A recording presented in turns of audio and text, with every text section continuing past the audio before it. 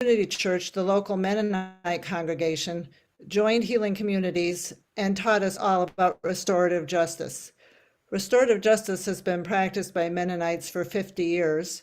Although restorative justice is much older than that, it has been used by indigenous communities in North America and on other continents.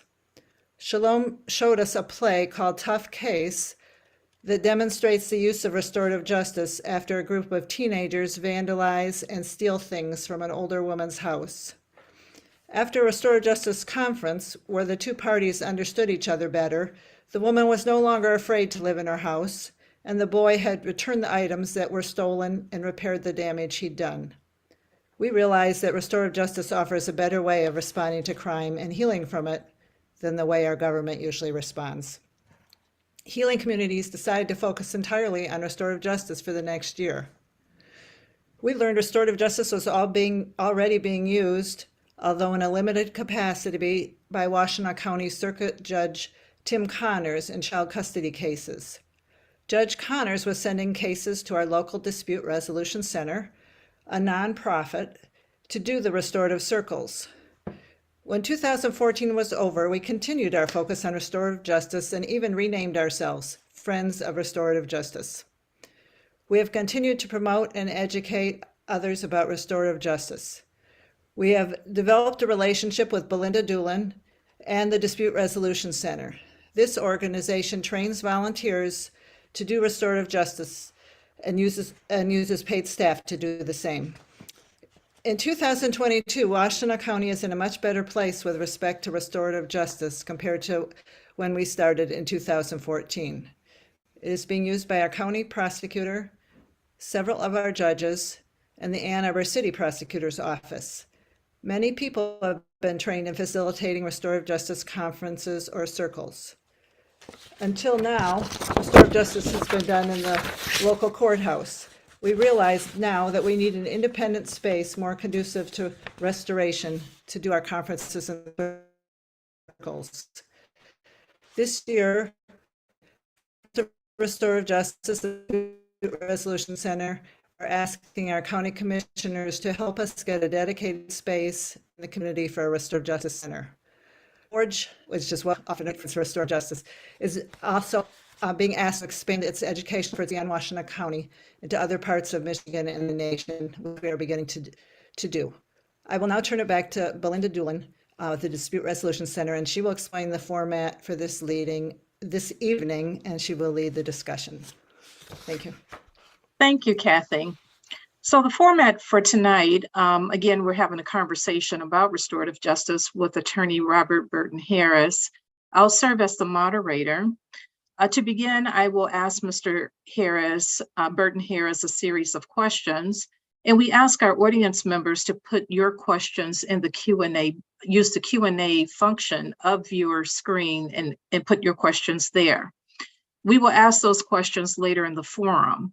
If we are not able to get to your questions, we will respond offline and post those responses in our social media outlets. The session tonight is being recorded and will be posted on the sites for the DRC and the Friends of Restorative Justice.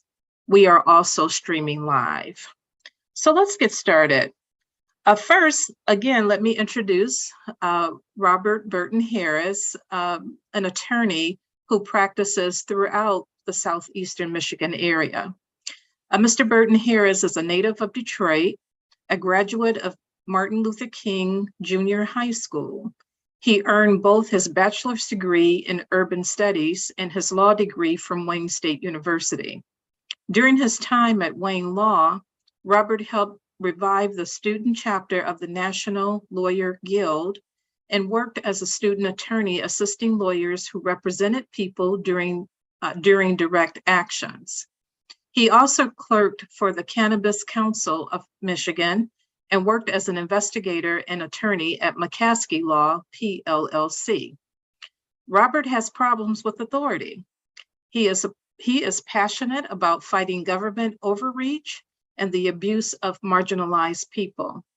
He was most recently a public defender with the Neighborhood Defender Service of Detroit until he returned to private practice in June of 2022. Now, Robert lives in Ann Arbor with his wife, Victoria Burton-Harris, and their son. He is a member of the Washtenaw County Bar Association, Washtenaw My Brother's Keeper, and Michigan Demand Justice. In his spare time, he loves to hike and he watches trash TV. Thank you, Robert, for being with us this evening. How are you? Thank you all for having me. I'm very well. Good. Well, I'm going to get started, Robert, and I'd like for you to start just by telling us a little bit about your practice. What does a day in the work life looks like for a defense attorney? Well, generally speaking, I don't know about generally, but me myself. So I'm the founder and principal attorney at Burton-Harris Law. My practice primarily is made up of criminal defense and civil rights litigation. I accept a very limited number of family law cases in conjunction with the Detroit Justice Center. And I'm also now just starting to do appeals because, like you mentioned, I have issues with authority, and some judges don't understand it. I never give up when I know that I'm right about the law. So I'm starting to get into some appellate work now. And yeah, so like you said, I work as a public defender in Wayne County at the newest public defender's office, which is called the Neighborhood Defender Services. I did that for about 3 years, and that's pretty much the shelf life of public defenders is about 3 years. Having a caseload between 75 and 90 cases, 90 serious felony cases at the height of COVID that, can take its toll on anybody. So I decided to go back into private practice and to be able to be a little bit more focused and intentional about the work. But to your question about my average day, every day is different. It really just depends on what I got going on as far as court. Now we're in this, obviously we're in the Zoom world. And that has really never changed or really gone away since the start of COVID. And the courts had to adjust to people not being able to actually come into the courthouse. So usually if I have court, if it's not a serious hearing, I'm on Zoom in the morning. I'm more involved hearings where I have to cross-examine people because I do not like questioning witnesses over Zoom. People tend to have their attention other places. So I'll go into the courtroom for more serious and more comprehensive hearings. But like I said, every day is different for me, and I'm happy to be here with you all. Thank you, Robert. As we were preparing for tonight, we had a chance to chat a little bit. And I recall you sharing a story or two about clients that you've worked with who committed crime as a result of their life's complication. They were living and navigating poverty. They were trying to survive. Other circumstances were at play. Can you share one of those stories with our audience? Yeah, well, unfortunately, I have lots of stories like that because almost all of my clients, at least in the criminal context, and I hate that word criminal context, but for the lack of a better term, almost all of them have struggled with some level of poverty or trauma. And I think those are pretty much the drivers of criminality in any jurisdiction and anywhere, especially in this country. A couple cases kind of have stuck with me over my career. One of those cases where I represented at the beginning stages, I end up passing the case on to an attorney who I trusted, who could give this particular client more resources. So I kind of stepped out the way to let her take over. But I was initially involved in this case where I was representing a very poor single mom. She had a new baby the baby wasn't even a year old. And so she had, like I said, she was a single mom doing everything by herself. She had took actually a couple of months to save her money to just basically have a night out, to go get her hair done, get a new outfit and just go out. So she did that. She called a friend of hers, which was the person who actually owned the house that she was living in. And this house was, in a very rough area in Detroit. And the house was basically no one should be living there. It was almost uninhabitable. But she was living there because she had to, because of her economic situation. And the baby, there was a hole in the floor amongst all of the issues for, this particular house. And there was a hole on the first floor, and the basement. If you're familiar with Detroit, you know that basements in Detroit, they're old houses, always plumbing issues and flooding after rains. That was the situation, and this baby fell through the floor and drowned. And the mom was charged criminally against all of our initial and kind of against our horror. She was charged. That case ended up, the prosecutor in the case didn't, and this was not in Washington County, mind you. The prosecutor was not willing to really give a plea offer that was even close to what we would consider justice.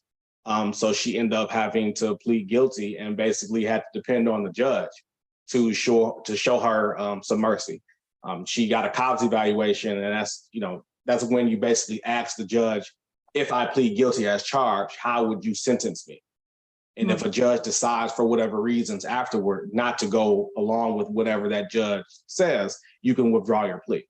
So that was the mechanism that she had to use to get a sentence that was not just, but it was certainly not as bad as it could have been if she had just been convicted by a jury. So that was one case that really stuck with me. Another case, and this was actually relatively recent, I was representing, and this goes back to just poverty and people's circumstances and what they're going through and what they feel like have to do because of where they just the happenstance of their birth. I had a client who was not even 21 years old. He got charged with possessing a gun. So this was something that was very familiar to him and his family. His father had done time for similar offenses. And so he carried this gun for protection. He was in a really, really rough neighborhood. He had been into different disputes with different other teenagers, like teenagers do. So I was able to, that first case I was able to get that case dismissed. So he caught another similar case under similar circumstances with pretty much the same people from his neighborhood who we grew up with. And I ended up getting that case dismissed. And that was dismissed because the prosecutor in that case, again, not Washington County, destroyed evidence. And I was able to actually show that the evidence was destroyed. So that case got dismissed. And so we finally had a heart-to-heart, and I thought that I had got through. And it's like, okay, like, look, you're bad at criming, so you can't, this whole gun thing for protection. I get it, I totally understand it, but you keep getting caught. The police know who you are. They're going to be messing with you when they see you out. It's just not worth it. Well, after I had that conversation, and I think it kind of got through. Less than a month later, his mother called me, and he was shot and killed by some people who we had prior disputes with. And so the question for me was, and one thing I've been struggling with is to what extent was he right that he actually needed to protect himself, but obviously knowing that picking up a gun to do that is not the best course of action. But what do you tell the person who literally that day needs to protect himself because of the situation that end up ending his life? So those are just two of the examples of the way that poverty and our circumstances interact and make us who we are in our existence, and that existence sometimes has this type of result. Yeah, absolutely. Oh, wow, you do some heavy work and deal with some very heavy situations in your practice. I want to switch gears just a little bit and talk about restorative justice more poignantly. So based on the knowledge that you have, the understanding of restorative justice and the many different cases and case types and individuals that you work with, do you think you have had cases in which your clients wanted to address the harm that they caused?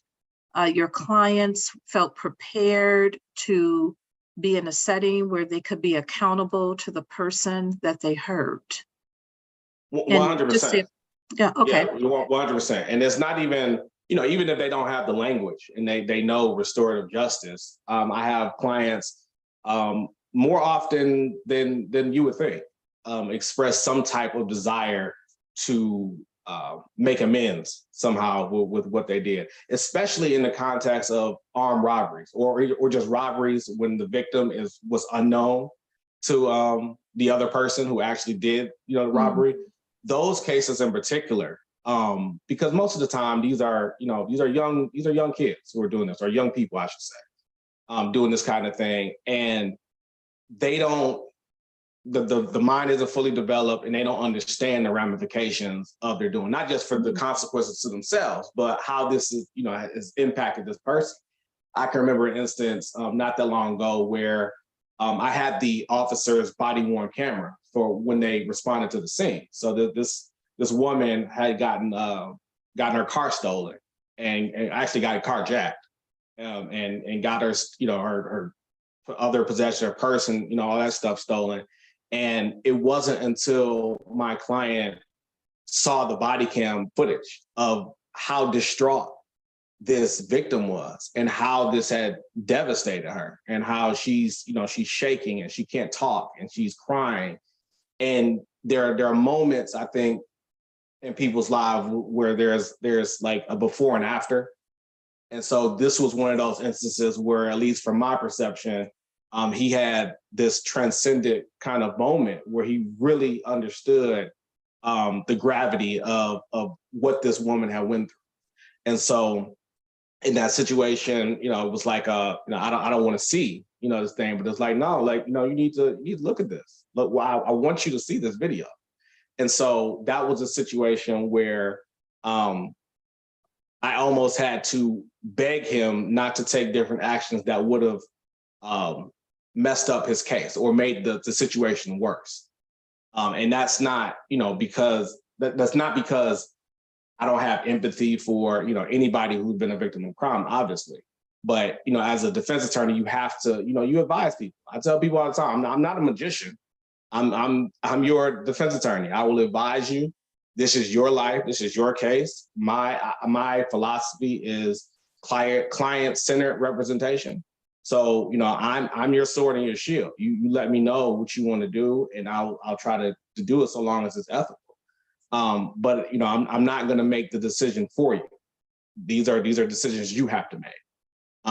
So I advise accordingly, and in that instance, the person did listen to me and not do other things that would have messed up the case, or made the case worse for him.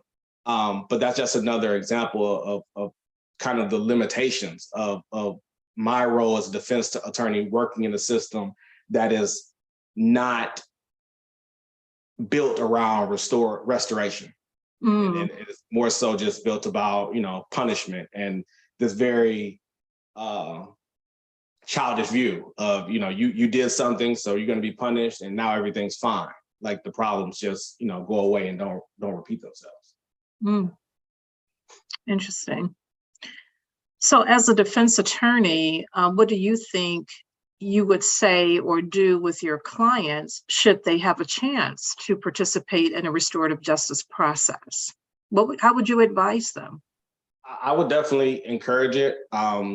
So as a defense attorney, it's an interesting question, because I think restorative justice is going to be the way that criminal cases are handled going forward. I think that a lot of municipalities, especially because of COVID, have really digested how expensive it is to do criminal justice or criminal legal system the way that it's traditionally done.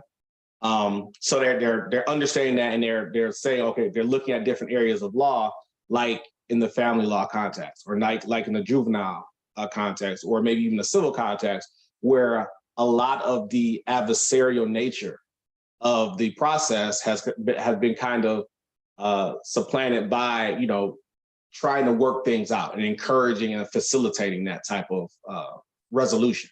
So for me, if there's a jurisdiction that is not very open to that thing, I have to, advise my client to be, very careful. But if there is a situation where a restorative situation can, occur, then I will 100% encourage my client to do that, and just be there for them.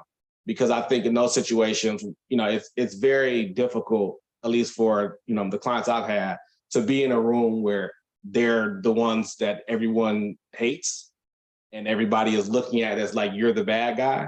So me being a presence there and, reassuring them that, look, I understand everything that's going on, but, I am 100% here for you and I am on your side.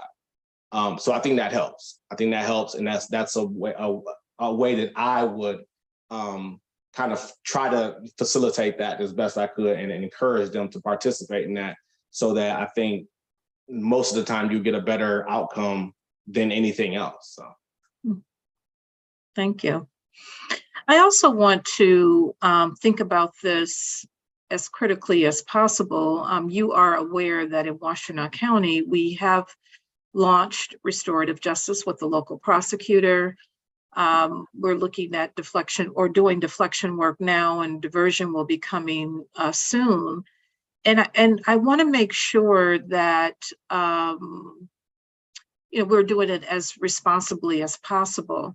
So honestly, as a defense attorney, what concerns do you have about protecting your clients or your clients' rights when they are being asked to do restorative justice? What's the boundary? What's the line that we should not cross?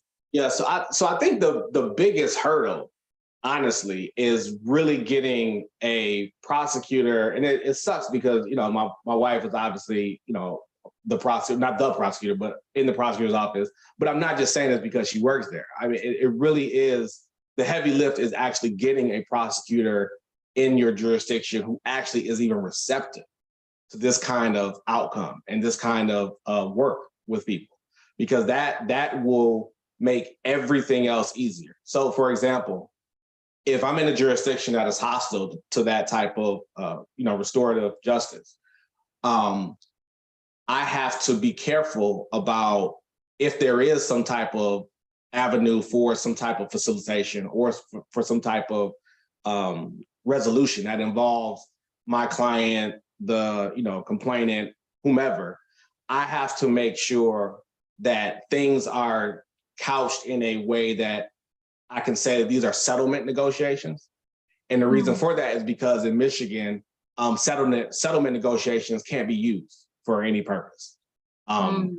Only limited purpose you could use it was to show that, maybe some intent, but for the most part, in Michigan, the rules are, it makes it very, very hard to use anything in settlement negotiations to assert anything. So if you're in a hostile jurisdiction, and let's say the facilitation doesn't work, prosecutor wants to call a witness who was in the facilitation room, or if they want to call somebody else who may have just been, who may have overheard a client make incriminating statements in an effort to try to get, a resolution.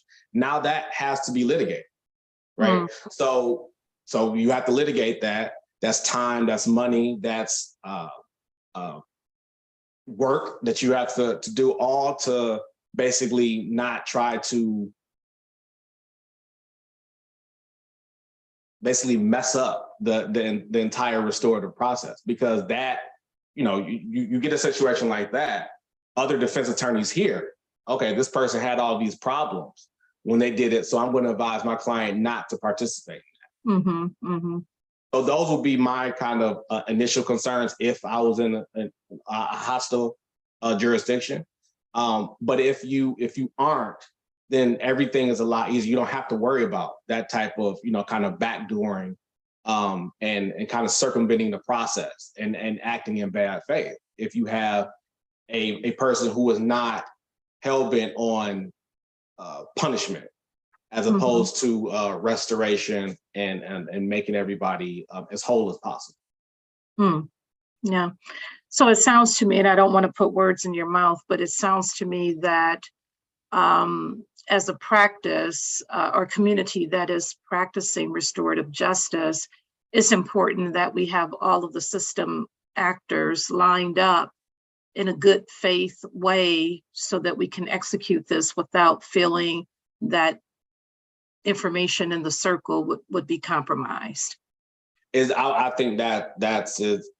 that's a very good synopsis, and it's just critical to the process. If you don't have everybody on board, because there are so many different actors in our system, one person could throw a monkey wrench in it, and you could be back to square one, and all of that work you've done to try to make some progress is off or not, or can even actually set you back in a worse position than y'all even started. So any jurisdiction who was, looking to do some more restorative work and to just kind of reimagining and rethinking this whole criminal legal system as a whole, first thing they should be doing is trying to talk to stakeholders, talking to the chief judge, the prosecutor, just to get a temperature of things, to see if this is something that is going to be a truly uphill battle with a 45-degree slope, or this is something that everybody can actually come into the room and build on, and something beautiful can happen. Yeah. One of the thoughts, concerns that we have too, and we're hearing about is, let's say that there's a clear path to come to the restorative circle, and the circle fails. We know at the Dispute Resolution Center that while there is a high settlement rate, and I put that in air quotes, more than 90% based on the cases we've already done, 90+% of those cases settle when they're in restorative circle. So that also means that 8 to 10% of the cases do not. Do you think having participated in a restorative circle will have a negative impact or effect when the circle fails and the case goes to court? I mean, it depends on the jurisdiction, but I will have basically the same concerns if the prosecutor was inclined to be trying to use any of those statements or what happened in the circle against the person who's been accused. Outside of that, I think that even sometimes when the restoration doesn't work, I mean, restoration don't work for a number of different reasons. So it depends on the reason why it didn't work. But I think that people are in a better position ultimately, even if it fails. If for no other reason, people involved in the case may have some more context that they didn't otherwise have, or may understand that, yeah, this person was charged with this and accused of this, but this whole thing actually stemmed from something all the way over here. So let's address that, and not necessarily address both, right? So it's not a matter of just, well, it failed, so let's throw this person to the wolves. It's okay, that failed, so what's next? What else can we try? So I think that is I would always try to steer a client to restorative circle, even if that client initially balked at it or had an instinctive or reflective, no, I don't want to do that. Like, I would still try to talk to them, try to figure out the underlying reasons why they don't feel compelled, or they just kind of hesitant to do it. But I can't really think of any situations outside of being in a hostile jurisdiction where I wouldn't be encouraging that, even if it didn't work out. Good to know. Thank you for sharing that. Another question that has come to mind is about the community. When I think about restorative justice, and sometimes I think of it in a context, within the context of transformative justice, where we have set a landscape up to provide various supports to address the needs of the community members. And I want to go back to the earlier conversation. We talked about folks who commit harm or crime, just to use language that is more universal. People are doing it because of desperate needs. They have needs that are not being met. They may feel in a desperate situation. They're trying to survive, or just something happens in life that moves them in a different direction. How do you think the community should be thinking about our preparedness for restorative justice? What message would you give the entire community, not just the legal folks, but just the regular folks who live in a neighborhood? Yeah, well, the first thing I would tell the folks, and this is something the first time I heard it, it was one of those moments like, okay, this is like a light bulb. Even when the overwhelming majority of people who are in jail right now or in prison are coming home. So it's not a situation where if a person is convicted, now the problem is out of the community and we can just, wipe our hands up and we never have to deal with this person again. I mean, of course, there is a very small percentage of people who get, life sentences and they're not going to be returned to the community. But over 85% of people who are convicted and actually serve some time will be back. So what kind of person do you want to come back? I can assure you that prison isn't going to do anything positive for a person who, was harming the community. There are some instances where people basically age in prison, and that is actually the reason why they, have calmed down. But that it has nothing to do with the prison itself. That's just the nature of getting older and maturing. So I would really, and if there's a way, I don't know what it is. I wish I had a magic wand just to, make everybody understand that, is that the people that you send off to jail, to prison, to wherever, they're going to come home. And so when they come home, what kind of person do you want to be in your community? And if they aren't, because prison and jail is traumatic. So if they aren't there yet, what can we do as a community to get them to where we want them to be? Right. So that's all, to me, that all encompasses restoration. Like you have to do that.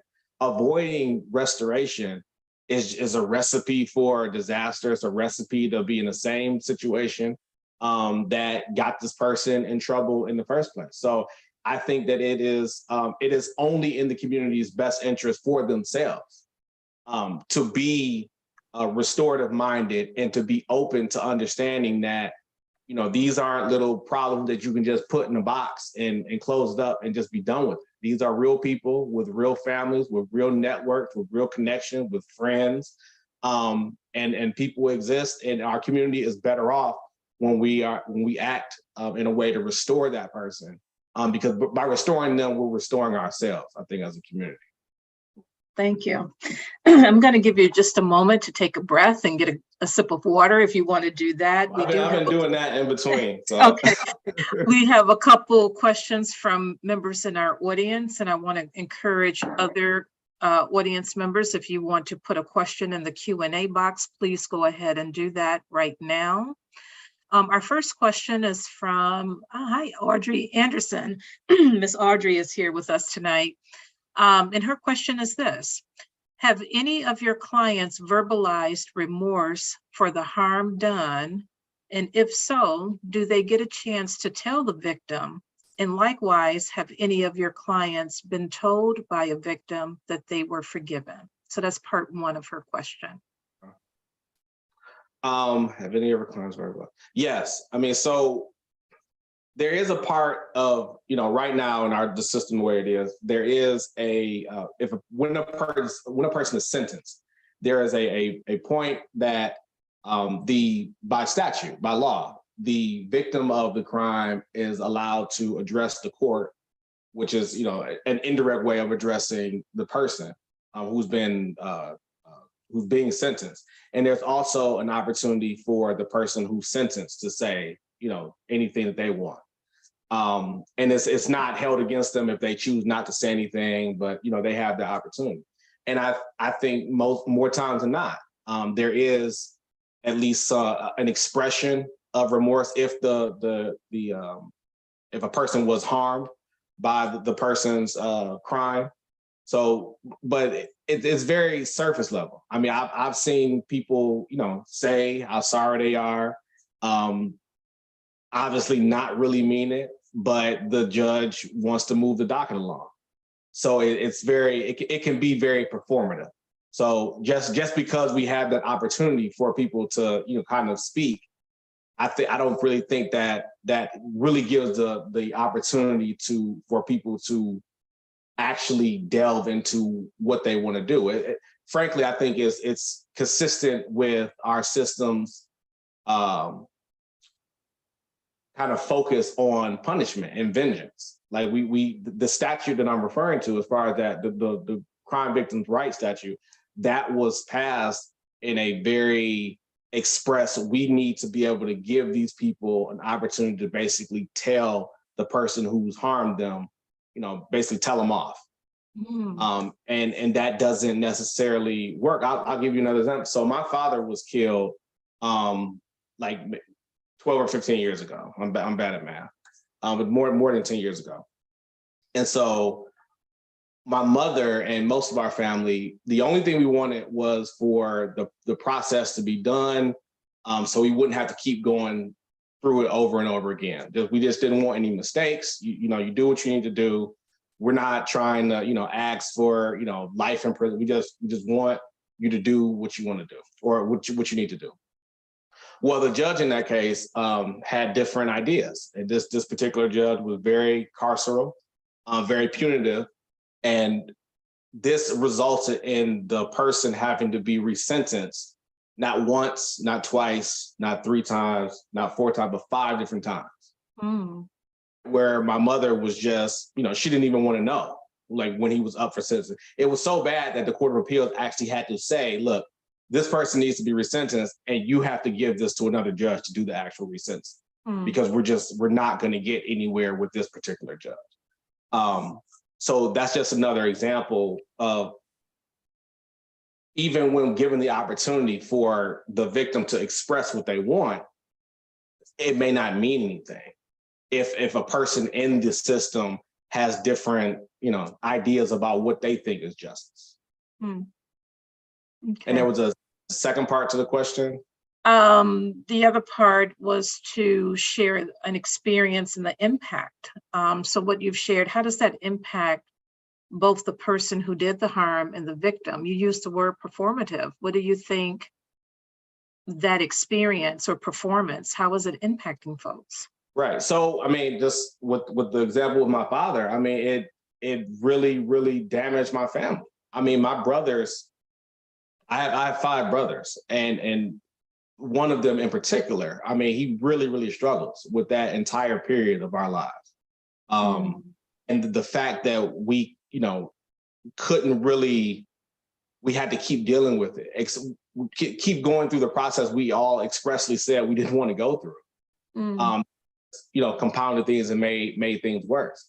And as far as the person who actually did the crime in that case, there's a certain amount of empathy that I even have for him, because he is not a lawyer. He has the idea of hope, it keeps going up. So he thinks, okay, I'm going to be resentenced to something that is reasonable, just to be struck down and appeal it back up. He's spending all of his money doing all this just to be smacked down, and then for this judge to do whatever the judge wanted, even though everybody is saying we want we want something else.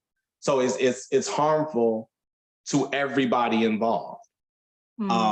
And if this particular judge, it's even harmful to the judge in a certain way, because now that judge has a reputation of doing this. Right. And so other appellate courts, they remember that. They think about that the next time that judge has a case from them. So I think it's just harmful for everybody involved. Wow. Our next question may dovetail with your response, Robert, a bit. The next question states, when I was working as a deputy sheriff, there were times when victims of cases, sometimes even serious crimes, really wanted to understand the why behind the harm. They would ask about talking to the person that caused them harm, but the court process was not set up for that. Can you talk about how restorative justice could create space for people harmed and the person who committed the harm to dialogue? Yeah, most people I know, and in my experience, that who have had, been a victim of crime, serious or not, but just, being a victim of a crime, it is not satisfying at all. Going through like I was talking about before, the kind of the performance of the judicial or the justice system. They don't, even those cases where you have a victim who is adamant about, and they want, the punitive approach. They want the person to go away for, forever, and, stuff like that. Even sometimes, a lot of times, even when they get it, after that period of vengeance and that anger dissipates, they regret it, and they don't feel any more whole about the situation. At best, you often hear people just express, well, I'm glad the person is just off the street. I mean, and that's, it's almost kind of a just reconciling, or just, just dealing with that type of outcome, as opposed to something more intentional and something that will be better for everybody involved. So being in a restorative space, it not only, of course, can benefit the person who's been accused, especially if that person, feels, deeply, and they feel remorseful for what they've done. But I've never had a situation where the facilitation actually occurred, where the victim said, you know what, I wish I wouldn't have done that. I mean, yeah, it sometimes doesn't work out, but like you said, I think you said like 90%, 90+% of, cases that are seek a restorative outcome, they're successful. And those, I think that success is much longer lasting than just putting somebody in a cage for some arbitrary number of years, where they're going to come back to the community anyway. Yeah, thank you for that. We have another question. What do you think will be the hardest for defense lawyers in terms of participating in restorative justice practices? It strikes me that as much as lawyers, defense lawyers have been educated in an adversarial system, what would you say the defense lawyers who are skeptical about participating, I think the question is, what would you say to defense lawyers who are skeptical about participating in restorative justice practices? Well, my first question will be, why, as a defense attorney, why are you skeptical of it? Like, why are you, that seems odd to be the defense attorney who is, supposed to be the advocate for the person accused. You're skeptical of doing something that may be better for everybody involved, including your client. So I would kind of give the side eye to the defense attorney. But there are some, defense attorneys who, have problems with that. And I think that those issues, because I've had the discussion with some other more unlike-minded defense attorneys in the context of restorative practices, is that most of the time that hesitance or that skepticism comes from what we talked about earlier, with the being in a jurisdiction that's hostile to it. So, they talk about things like, okay, well, my client's going to say this, they're going to say this. They may admit to another crime they weren't even charged with, so, and all of those are actual, concerns if you have a prosecutor or a jurisdiction who is inclined to do that. But if you are in a place that is not going to happen, then as a defense attorney, I frankly don't know why you would be opposed to it, unless you just want your client to go to jail or prison. And that's a kind of a mindset that I don't really understand. And you don't need to be practicing defense work. You need to go do something else. So yeah, I can't explain why, all defense attorneys would be hesitant to do it, but outside of a hostile jurisdiction, I really don't know why a defense attorney would be skeptical about doing restorative practices. Okay. We have one more question from an audience member who would like to know your perspective of what do you think of the opportunities? What do you think the opportunities are for juvenile restorative justice programs? Are you seeing something on the horizon? Yeah, so I don't do a lot of juvenile work. I mean, the overwhelming majority of cases that I have now and that I've had are adult cases.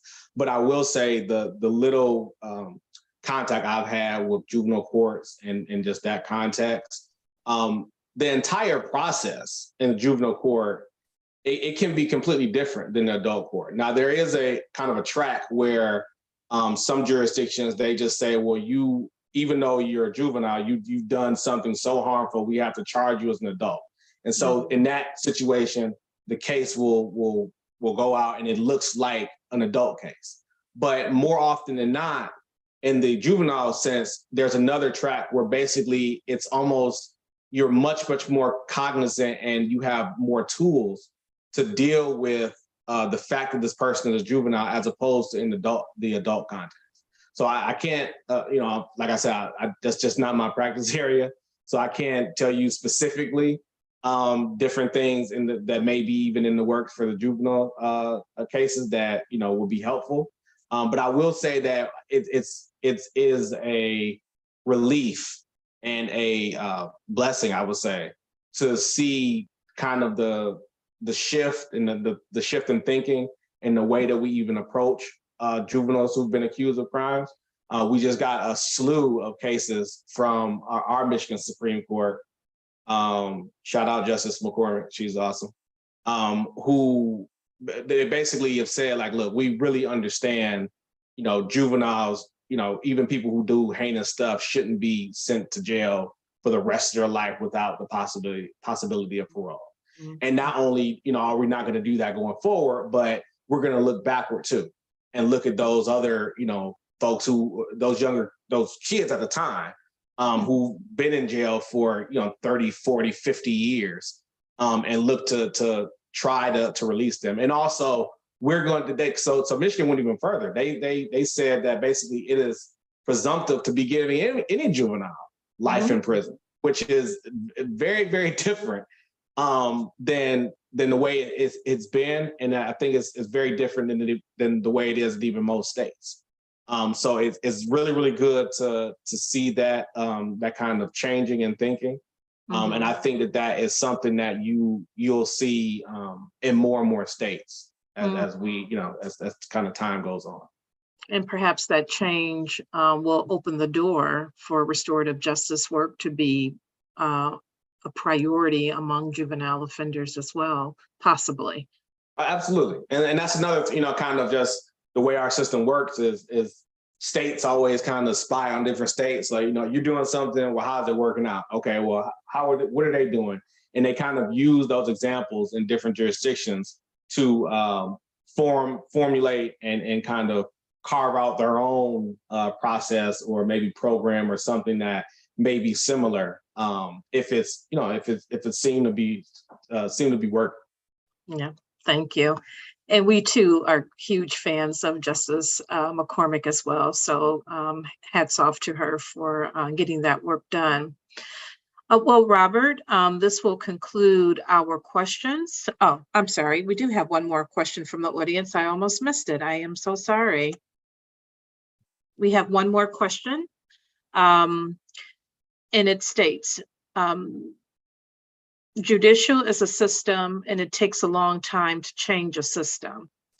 Say you are with 5 of your colleagues, how often does restorative justice come up? As a defense attorney, where would you begin to promote restorative justice? Well, I guess if the number of colleagues don't really have anything to do with, if restorative justice will come up. It really, really, really is depending on the jurisdiction. So if there is some type of, diversion program or, something like that, then that's what, we're talking about. And we may not even talk about it in the terms of, like using the language like restorative justice. But if there is, any type of program deflection or diversion or anything remotely close that will prevent our client from getting the maximum penalty or getting punished more than we think is necessary, then that's, we're talking about those programs.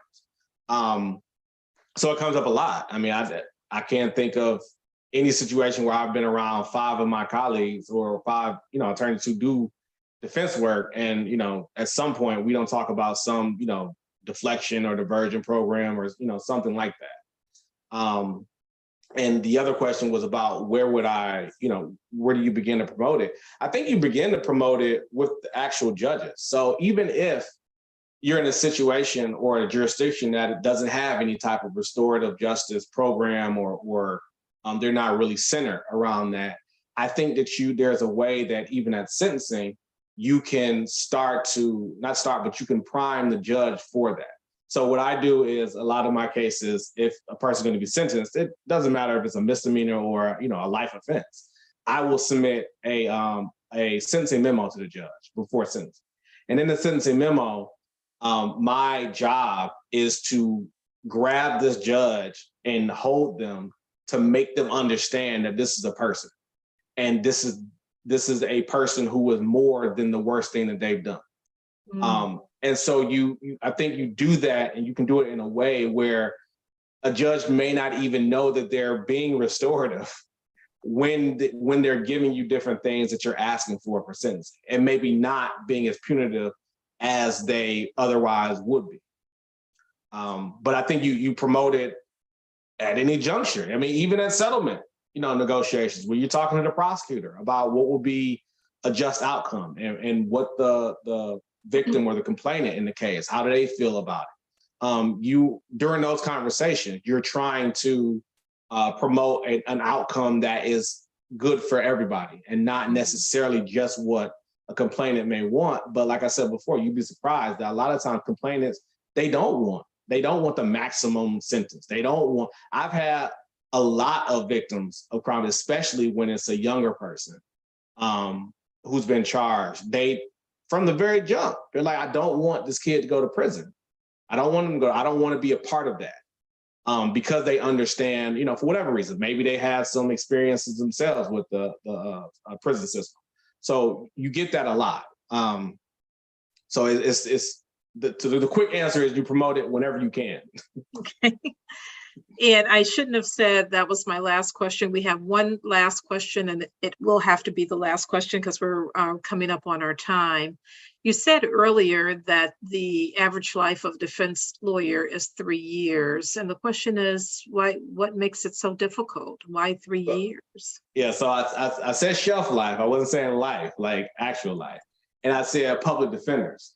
I know a lot of defense attorneys who have been defense attorneys for 50 years with no problem.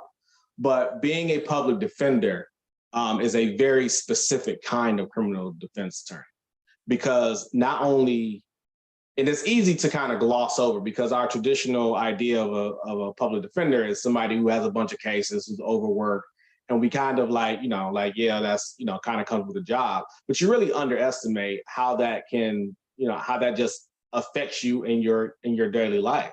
So if I have a felony caseload of 75 cases, I mean, I got clients calling me all the time.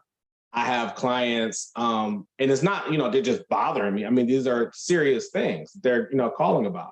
So you have the good attorneys that, you have this desire to want to be there for your clients, because every single one of them is a person with their own, set of circumstances and issues, and they deserve your attention just the way that, another person who came to your office and gave you a $30,000 retainer deserves your attention. So you want to be there for them.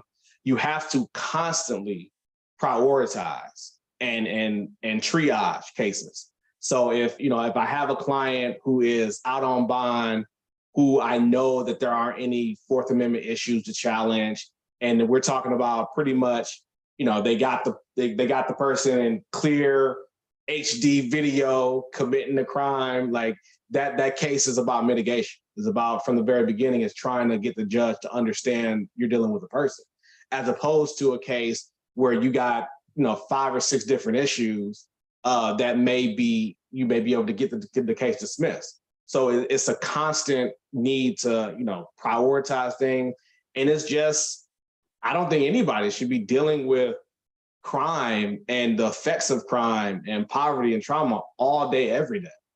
And public defenders, like the good ones, that's what they do. So that's why, just generally speaking, and I didn't even know this until I was, talking to some of my mentors, telling them that, you know, how I was burned out and I was, you know, thinking about getting out of public defense and feeling guilty about it. Because like I said, you got these clients who care about you, who you care about, who you want to help. And they told me like, well, yeah, you know, they have been doing it for years in different jurisdictions. And they said, well, yeah, that's about average, about, you know, 3 years. I'm like, well, why y'all didn't tell me? I mean, so it's just kind of a known thing that, you know, most people can deal with that type of stress and that type of time commitment and the just the effort and the work that type of lawyering does for about 3 years. And then you get it kind of starts to negatively impact your mental health. I caught myself a little bit before I had left, just kind of like staring off at my bookshelf. And I was thinking about a case, but I was just like thinking about like all the things that could, you know, happen because I knew this case wasn't going to go the way I, you know, wanted it to go. And I just had like a second thought. It was like, how has this affected me? Like because this isn't like you know, some new thought that I've had about the case. You know, I've thought about cases like this before. You really have to think about, you know, okay, like, how is this impacting me? And are there some long-term effects of this? And kind of, you know, rethink and retool. So.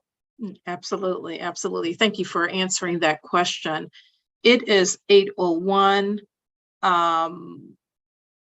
According to my clock, and we were scheduled for an hour. So I will stop the questions at this point and thank you, Robert Burton-Harris, for your time tonight. I really appreciate you being here and sharing from a defense counsel's perspective,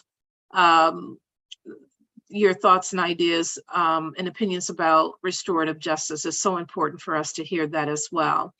I'm going to turn, and I also want to thank our audience before I turn it over to Kathy. I want to thank the audience for your time, attention, and being concerned and invested in this subject of restorative justice. I appreciate you being here on a beautiful August evening. I'm going to turn it over to Kathy, who will make some remarks. And I know that some audience members may still have questions. So Robert, if you want to hang around a little longer and take another question or two, I'll leave that up to you. And I'm willing to stay as well. I'm at your disposal. So okay. Well, let me turn it over to Kathy and then we'll come back to it. Okay. Thank you. I also want to thank you, Robert, and Belinda and our audience. And we have a few co-sponsors, the Michigan Collaborative to End Mass Incarceration, who is funding this series of restorative justice events, and also the Michigan Center for Youth Justice and the Restorative Justice Group of the Unitarian Universalist Congregation of Ann Arbor. We hope that everyone will come back to attend more events in our educational series. Currently, we are working on 2 future events. One of them will be with Designing Justice, Designing Spaces, which is an architectural and real estate nonprofit. This will be a little bit different. They focus on what is desirable and necessary regarding the physical layout of a restorative justice center, which we hope to have here soon. The event after that will focus on using restorative justice in cases involving people with mental health challenges. The dates for these have not been set yet, but if we have your email address if you registered for this event, and we will let you know. They'll also be on our websites. If you want to do more to promote restorative justice or get trained to facilitate restorative justice, please contact either the Friends of Restorative Justice or the Dispute Resolution Center for more information. And thank you for being here this evening. Okay, Belinda or Robert. Thank you, Kathy. So that will conclude our event as scheduled for tonight. But I thought I saw a hand raised by one of our audience participants. Maybe it's down now. But that will conclude our event for tonight, and we appreciate you all for being here. Good night. Thank you for having me. Anytime.